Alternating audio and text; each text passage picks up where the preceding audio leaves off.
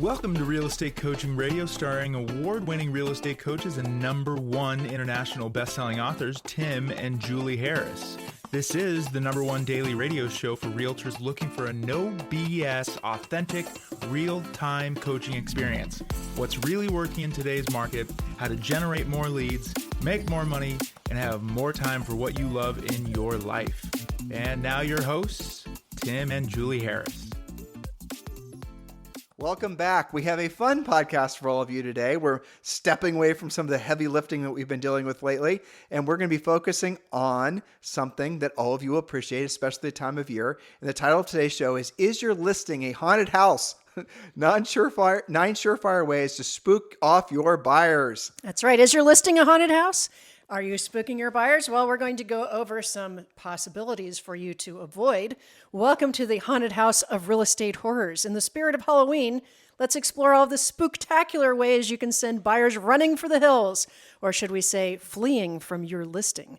Want to ensure buyers get goosebumps and not in a good way? Well, follow these frightful tips. In other words, make sure you're not on track for any of the negative feedback that will result from these 9 listing mistakes. Now, if you can't tell already, Julie and I were needing a break from the usual podcast fare. So this is intentionally going to be hopefully a little bit more fun for everyone, especially your dear podcast presenters, because we needed a little sidestep. Exactly. And if you want the notes from today's podcast, as with every podcast, just go to harrisrealestatedaily.com. harrisrealestatedaily.com is our daily newsletter exclusively for podcast fans. And you can just subscribe easily by going over to harrisrealestatedaily.com. Drop in your email address. It costs you nothing. But remember, you have to confirm you want the subscription. So after you drop in your email address, pop right over to your email, confirm that you want the subscription. You're off to the races. You can use our notes for social media posts. And frankly, today's show would be great for that. Your own training, maybe your agents or your brokerage, whatever you want to use it for, especially for educating yourself or in the case of today's show, having fun. So harrisrealestatedaily.com. Make sure you do that ASAP. If you've not already joined, it costs you nothing. And you'll be glad you did, because you'll be on Insider for today's podcast and all of our other podcasts as well, because we do provide a lot of exclusive content just for podcast subscribers. Julie, point number 1. Yes, we have at least 9 ways to scare buyers right out of your listings. Number 1, creepy critters, pet tarantula, snake, or shark. Or fill in the blank. Nothing says welcome home like a pet tarantula creeping in the corner or a python slithering in the tank. And don't forget the shark swimming ominously in the living room aquarium. Here's your spooky scenario. Picture a potential buyer turning the corner and meeting 8-legged Mr. Fluffy. Definitely not the best way to say dream home. So here's your trick-or-treat tip. Have your creepy, especially creepy pets, take a vacation during showings unless you want to give your buyers nightmares. Now, you're going to think that we are giving you extreme examples, but we are not. These are actual things that we personally experienced selling real estate, and usually at this point, our coaches. Our coaching clients were our coaches, right?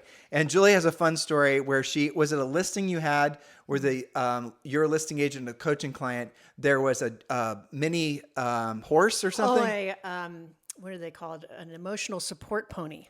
Well, yeah, exactly. Well, okay. So this was a coach, and my heart goes out to her because I think this was actually her first listing. She's in California, younger agent.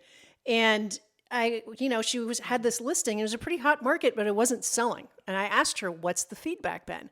Well, a lot of agents in California don't get feedback that often. So she started asking, and agent after agent who had shown it kept saying things like, shows like a zoo, smells a little gamey. And she's like, she hadn't been there in a while, okay?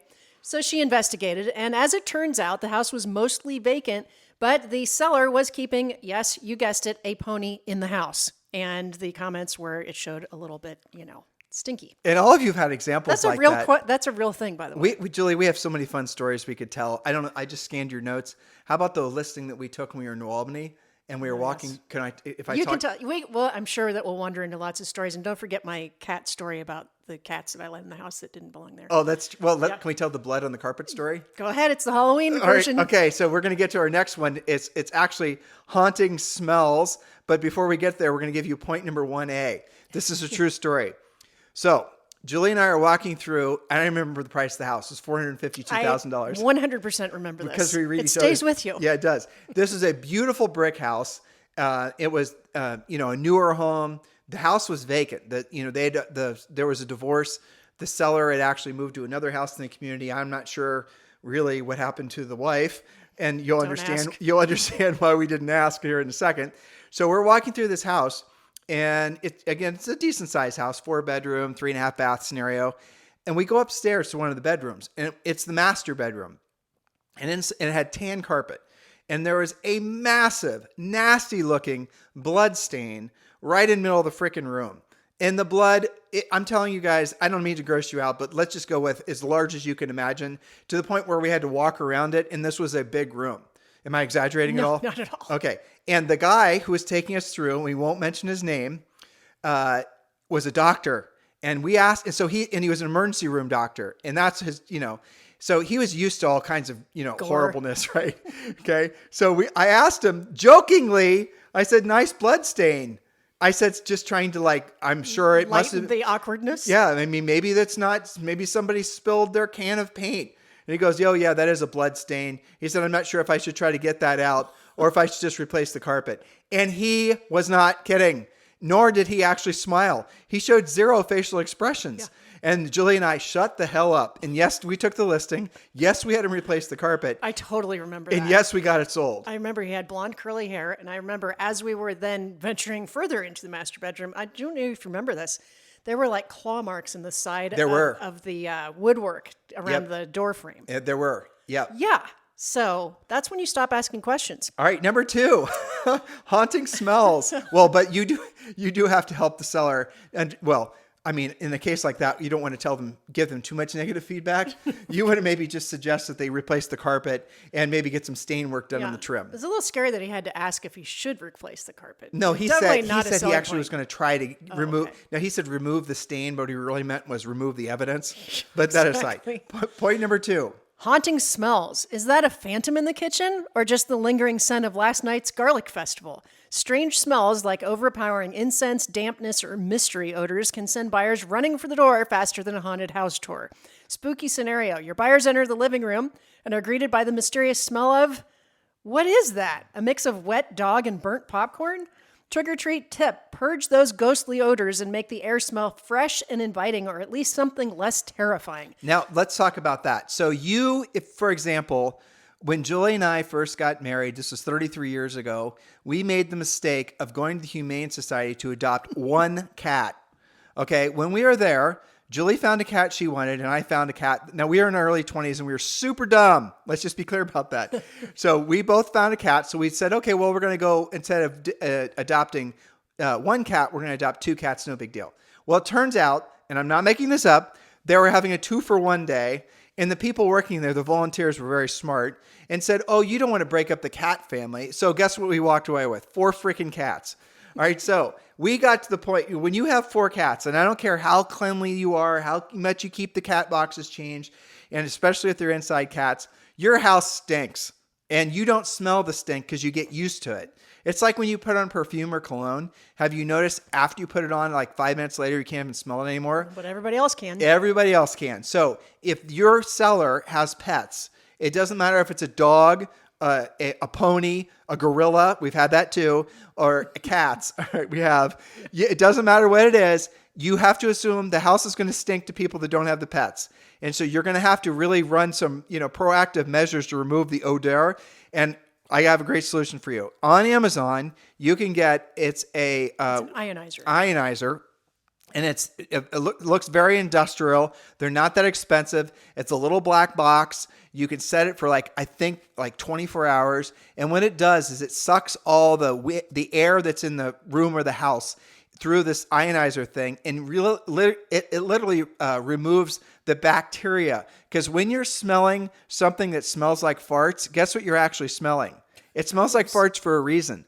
I know that's disgusting, but we're trying to have fun on today's podcast. Whether they're cat farts or something else. So you're actually smelling feces in the air. Ugh. Okay? And so you have to remove all that. But you know what? We talk about that, but it also removes smoke, smells, and curry is something that lingers, different types of cooking and onions and stuff like that. Well, any sort of cooking smell. But if the house has been abandoned for a long period of time, the mustiness will be removed. Or mold. So definitely use those. But don't go to the point, well, I didn't smell any. If they have a cat, It stinks. This is your go-to. And they don't know it. And you're going to lend them, as part of your listing, you're going to lend them the de-stinker that we just described for you. This is another little unique selling proposition for you when you go to list houses, and maybe keep a couple of them in your trunk, if you know what I'm saying. Yeah. Can you tell we actually sold real estate for a living? Anyway. Okay. Number 3, Eerie collections, dolls, clowns, taxidermy. Ever feel like somebody's watching you?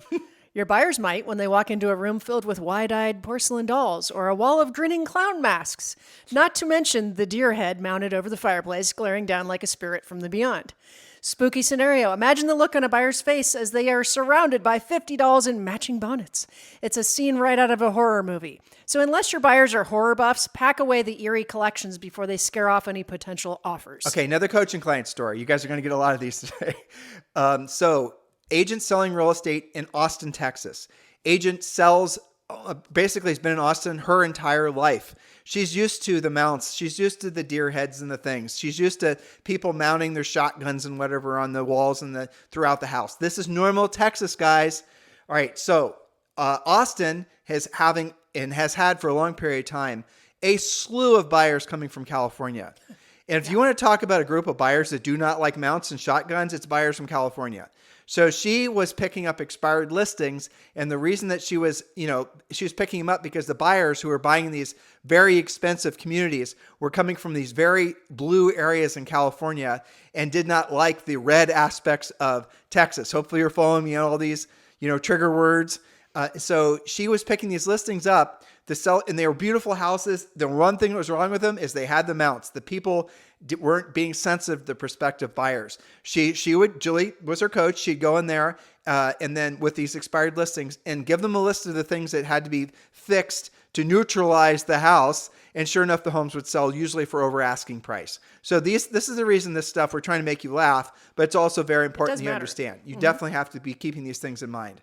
Exactly. So next we have number 4, Yappy ghouls, herd of ankle-biting dogs.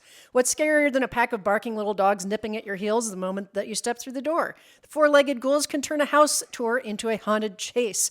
Picture your buyer entering the front door only to be greeted by a chorus of high-pitched barking and a chorus of chihuahua growls, or fill in the blank of any other number of things. So send your furry friends to a doggy spa for the day. Nobody wants to feel like they're being hunted by a pack of mini werewolves. Like my Halloween tie-in. Do you want? Is this a good place for you to tell the Diane raccoon story? Oh my gosh! You gotta tell it though.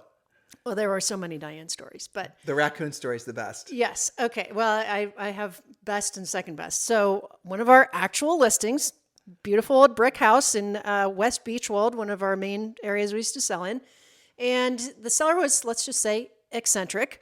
She had a doggy door, which normally, dogs would come in and out of, but she had a raccoon that would routinely come in, if I recall correctly, would have cereal in the kitchen with her for breakfast. Yep. And so basically what she'd done, and there's no such thing as one raccoon. No. There is no one raccoon, okay? There is always a family of raccoons. And so that's what eventually happened. And so these raccoons would use this dog door to go into her house, and she never ran them out. They became like her pets. Yeah. And we went over there on a listing appointment once, and sure enough, this raccoon, she named it, this one in particular that was the most friendly with her, would go into the kitchen and she'd hand feed the raccoon. I'm not making this up. This really happened. Okay. And by the way, she didn't have a dog or a cat. I wonder what happened. Ask the raccoon. You guys follow me on this? Now, same house, different story. I remember I had an open house there. Okay. And I was doing paperwork or something at the dining room table, and I hear this crunching noise underneath the table. And there's people walking through, and they're like, gosh, what's under the table? So I look, and there was it wasn't her cat. It was like a neighborhood cat that had caught a blue jay and was just chowing it down underneath the dining room table. There's bird blood everywhere. It was disgusting. And so what do you say? I don't have a script for that. I said something like, well, at least it's in the dining room. So anyway, that carpet ended up getting torn out so we could see the hardwood floors and ditch the bird blood. We're going to get Julie to tell another story because there's another funny one. This is back when we were brand new agents, and I'll set you up so you'll remember. When she was showing, and remember we had that whole crap ton of cats, right? So, pun intended, by the way. So she was showing property. Do you remember which one I'm talking about? About the cats? Yeah. Yeah. I was showing first-time buyers. I was showing them, sometimes we'd show together. This was by myself, and I I remember the house was on West North Broadway, and it was a 2-story house that had, the seller had put little sticky notes by every door, okay, that said, don't let the cats out, right? And we had cats, we love cats, and I wanted to be sensitive to that. Don't let the cats out. Obviously, they're inside cats. So I do the showing. House wasn't for the buyers. We're locking up. I go through the downstairs had an outdoor, like a screened-in porch. And more sticky notes, right? So I see these cats that are like walking out the screened-in door, 2 or 3 of them. I catch all of them because I'm worried about the inside cats getting out, sticky notes everywhere. And you found a fat one that was outside of the screened-in porch. I did. I figured this was their cat. The buyers had gone out in front of me. So before you finish your story, so I want you to visualize Julie Harris going around catching every damn cat in the backyard. In the backyard, because porch. she didn't know which ones belonged to the house. You guys seeing where we're going with this? Yeah, so I capture all the cats, throw them in the house, lock up, lockbox, done. Okay. A couple hours later, I get an irate phone call from the listing agent saying that her seller was just absolutely livid. Why is that? I mean, I was super careful, right? What did we do wrong? She didn't let any cats out. That's for damn sure. I definitely didn't let them out. She said those cats that you let in were the neighborhood cats, and they beat the crap out of the cats that are actually belonging there. I'm like, I'm sorry. I was trying to do the right thing. So, yeah.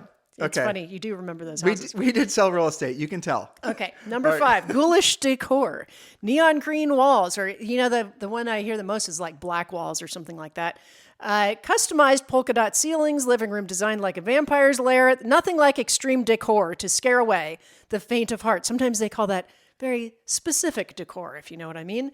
So, spooky scenario. Welcome to your new home, you say, as your buyers step into a blood red kitchen with black and white checkered floors, or fill in the blank. You guys have all seen these. Trick or treat tip: tone down the Dracula decor. Neutral, calming colors do work best, unless you're selling a castle in Transylvania. Do you know there's 2 or 3 websites dedicated to the worst real estate pictures? So let's tell 2 stories with that one. So we are listing a house in Muirfield Country Club. Those of you guys in Central Ohio. I remember this one too. And this was built in the 70s. Okay, so this house was vacant. It was an expired listing. We loved expired listings. And we were walking through this house, and every inch of this house was 1970s. And this was in the 1990s. And this thing needed remodeled in a bad way. So we go to the basement. It's kind of like what you'd expect, a normal basement. But then we find this room that's hidden. Remember, this is an expired listing. There was a room that was hidden behind a panel. And I don't remember how we knew it was there. Maybe somebody tipped us off it was there or whatever. We opened this room, and inside this room was red shag carpet. And there was a sound insulation, like, what's it called? Whereas if you're in there, no one can hear that there's anything going on inside this room. Yeah. It's that sound deadening. And red shag carpet on the walls, on the ceiling, on the floor. Also red lights in the ceiling, if I recall. And exactly. Hidden behind a cloak. Okay, so this is a house that we're supposed to sell. Okay? I wonder why it didn't sell. How are we going to write about that in the home brochure? You guys getting what I'm getting at here? Yeah. What are you supposed to sell? But I'll tell you another one. So this was a listing agent in Beverly Hills, and he was a coaching client. He called me up, and he was going to go list a very famous actor's house. And this very famous actor's house, his first name happens to be Charlie. You guys will remember him maybe from a few years ago. Anyway, so he had this mansion that he wanted to sell, and guess what the challenge was? A dungeon in the basement. Now, houses in California don't have basements at all, but they sure as hell don't have dungeons. And this was another behind a bookshelf, closed off room. But this dungeon wasn't just red shag carpet and red lights. This was a dungeon like something you'd seen in Game of Thrones. Obviously, some sort of crazy sex room. And again, how the hell do we move past this for the sake of finding, say, a nice normal family that wants to buy the house, and all of a sudden they see the dungeon and that turns them off?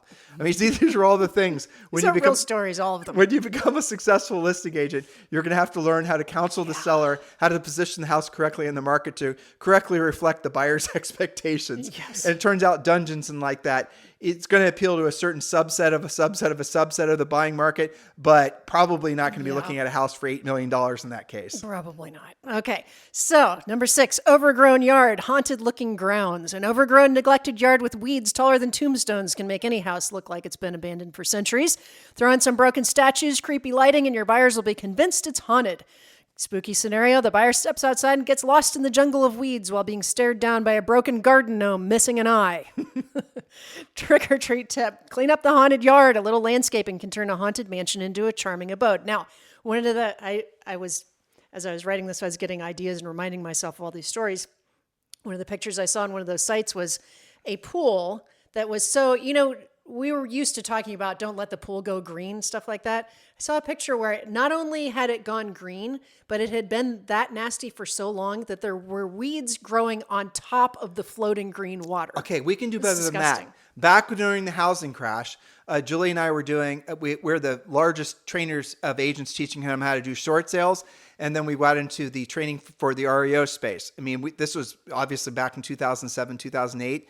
But we had our REO agents, part of when you're an REO agent, you go out and do an inspection on the property before, and sometimes it could be a year in advance. In Florida, it would be unusual, but not unheard of, for there to be alligators in the pool that had been there for like a year because the house had been vacant for that long. Yep. And sure enough, there are people that specialize in removing alligators from people's backyard pools. Kind of a turnoff during a showing, I'm just saying. Yeah. Real stories, guys. All right, number 7, the ghostly seller hanging around during showings.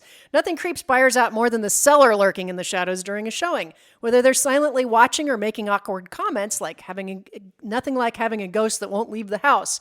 Here's your scenario. Your buyer walks through the home only to find the seller appearing around every corner with, "Oh, did you know the plumbing was replaced in 1987? Okay, so top tip. Sellers disappear during showings. Give buyers the space to explore without feeling haunted by your presence. Now, unfortunately, there's a digital version of that. It's with the cameras that people put in their houses. Yep. And you got to remember or remind your buyers to, if they, assume that they're being watched at all times. So why is that important? Because they don't want to be talking crap about somebody's house. That's just bad. And especially you don't want to be saying anything bad. But the opposite's true as well. If they're really enthusiastic about the house and they're showing their cards because the seller is watching and listening to them behind hidden cameras, then the buyer is going to be at a disadvantage when they go to write a competitive offer on the property, because the seller's already going to know they really want the house. You guys get it? So one of the rules when we're working with buyers and walking through a house is say nothing, write notes down, do things like that, but just assume you're being watched. Yes, which you can't really prevent. So number 8. Too much or too weird furniture, a decor nightmare. When your home is overstuffed or your listing is overstuffed with too much furniture or just plain weird pieces, buyers might feel like they've wandered into a haunted museum. That giant beanbag chair in the middle of the dining room, it's more frightening than it is functional. So your spooky scenario, buyer stumbles through a maze of antique armchairs, lava lamps, a couch shaped like a giant shoe, or whatever you guys have seen. Trick or treat tip: declutter and stage the home so it feels spacious and inviting, not like a haunted fun house. It's always too much furniture. It's never not enough furniture. Ever. Yeah. Well, so I can encapsulate 2 points. Julie and I, again, worked with a lot of expireds. One of the reasons that expire is because guess what? The condition, right? So it's price, condition, or location. And so a lot of times the location would be great, the price would be great, but the condition would be a nightmare. And the seller was the problem. And so we had a plan. We didn't actually tell the seller this, but we called it remove the homeowner. And their stuff. Right, and their stuff. So if you have an unsellable house and a motivated seller, you've got to have the seller move on to whatever they're planning on moving to next. And you've got to get rid of all their crap and make the house appear as plain Jane as possible. If it's an upper end home, you might want to stage it. But removing the homeowner is sometimes the only thing you're going to do to get the home sold. The alternative for that seller is going to be selling it at a huge discount to overcome the condition. So that's how you present it to the seller. Mr. Seller, if you want to wholesale the house right now, I have an investor that will, say the house is worth $1 million. I have an investor that will probably come in here and offer you $800, maybe $750. Or if we do these things, you move to your next house, we have an auction, we get the things removed, we position it correctly, and then we can sell it for $1 million. You tell me what you would prefer. And I'll tell you guys the punchline that will really surprise you. Almost every single time, the seller is going to elect to take the lesser price and not have to deal with any of the hassle of getting the property conditioned to put it for sale. Do not go into a listing presentation or talking to a seller assuming that price is the most important thing to them. That's a rookie mistake. Always convenience is the most important to a seller, except if they're, for example, a builder or a flipper or something like that. Most people would rather take less and take less net and have a less hassle. And that's an odd but true fact. That's Point number true. 9, Julie. All right. Number 9, the backyard horror. Dog, chicken, or horse poo. What's worse than a creepy yard? A yard filled with, let's just say, surprises. Whether it's dog poo, chicken droppings, or even a horse's calling card, stepping and something foul will definitely scare buyers away. Your spooky scenario is a buyer strolls in the backyard only to hear the squish beneath their shoe, a smelly, spooky surprise they won't forget. Your trick-or-treat tip, clean up the backyard before showings. The only thing worse than an eerie yard is a messy one that leaves buyers with an unpleasant souvenir. It's interesting you left today's podcast with the point number 9 being about poop. I don't know what your mind's at. But so listen, these points are meant to be funny and fun. You can share these with your, obviously, share them with whomever you want to. But I can see you guys having a lot of creative impetus to use this on social, kind of giving a seller a seasonal suggestion list of things not to do and trying to put a house for sale. Hint. Yes, exactly. Yes. And by the way, I collect these stories from coaching clients and coaches in our own. I've got a folder of our own stories. We didn't even touch on half of them. So I am giving you a shout out. My email is julie@timandjulieharris.com. Send me your spooky showing scenarios. The coaches have sent a couple to me. Coach Rochelle sent me one where she was showing a house and there was a cat that wouldn't leave them alone, to the point where her buyer couple actually had to jump up on the kitchen island to get away from this cat. And the cat attached itself to Rochelle because she wasn't jumping up there with them. And she didn't tell me how she actually got out of that scenario. But please share your stories with me. Another coach, our coach in training, Ken, was talking about how he was trying to overcome the objection during a showing that was overlooking a cemetery. And they were actually on the top floor. And the buyer was like, gosh, it really is quiet, like creepily quiet. So some of the scripts he was using there. But please do send me your stories because I love to collect these. And one day I plan on writing, remember the Chicken Soup for the Soul series? Yes. I want to do a chicken soup for the realtor soul because everybody just thinks that it's all, open houses and taking your check to the bank, and they forget about all of these different things that we all deal with all the time. Well, it's funny too, as I'm thinking of the new agent listening, Yeah. Probably a third of all of our listeners are, fresh licensees that they're going to get licensed. Yep. And they must be thinking twice about their decision to become real estate agent. Probably. That was not my intention with this. But you know what? Stuff like this that makes, fine. business fun. The longer you're in the business, the more you have these little, war stories. It's always fun to share with a friend over a glass of Chardonnay or whatever. But guys, at the end of the day, you have to be half Dr. Phil, and half, I don't even know what the other half is. But a lot of being successful in real estate is dealing with the psychology of your buyers and your sellers. And hopefully some of this will, enlighten you on some of the experiences you've yet to have, or maybe you've had in the past, and you can kind of, write those off in a humorous way and share those with Julie. And her email address is julie@timandjulieharris.com. And we'll start sharing some of these stories on our podcast. And by the way, all the ones that we mentioned, the house is sold. With the exception, I don't know about the one where I put the wrong cats in the house because that wasn't our listing. But I think all of the other ones that we talked about, they did all eventually sell. Yeah. So, fear not, listeners, they will actually get gone. So I hope you guys had fun with this. Please send me your stories as well. Maybe I'll feature you on a future podcast about what not to do with showings. So get to work. Hope you guys had fun. Have a great weekend. This podcast is a part of the C-Suite Radio Network. For more top business podcasts, visit c-suiteradio.com.